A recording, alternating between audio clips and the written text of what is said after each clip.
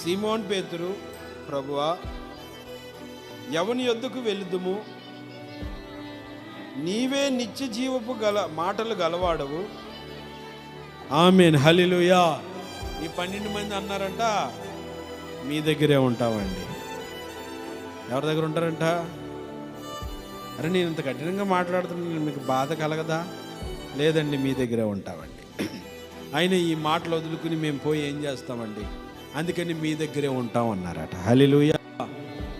మనలో ఎన్నో ఉంటాయి, కాకపోతే మనం కొన్ని చేయగలం, కొన్ని చేయడానికి ప్రయత్నించాలి. హల్లెలూయా. ప్రయత్నించాలి, మనం ప్రయాసపడాలి. అనేది పూలబాట కాదు, ముళ్ళబాటే. కష్టాలుంటాయి, శ్రమలుంటాయి, అంత హ్యాపీగా ఉండదు. కానీ దేవుని కొరకు బ్రతకాలి, దేవుని ఆజ్ఞల్ని మనం అనుసరించాలి. ఒకటే ఒకటి గుర్తుపెట్టుకోండి, పరలోకం కావాలనుకున్నవాడే మందిరానికి వస్తాడు. పరలోకం వద్దు, ఎట్టకట్ట బతికేద్దామంటే అవసరం లేదు. ఎందుకంటే పరలోకానికి వెళ్ళేవాడికి కొన్ని క్వాలిటీస్ ఉండాలి, కొంత క్వాలిఫికేషన్ ఉండాలి. ఆ నియమ నిబంధనలు ఉంటేనే ఆ ప్రకారం జరగలుగుతాయి. హల్లెలూయా.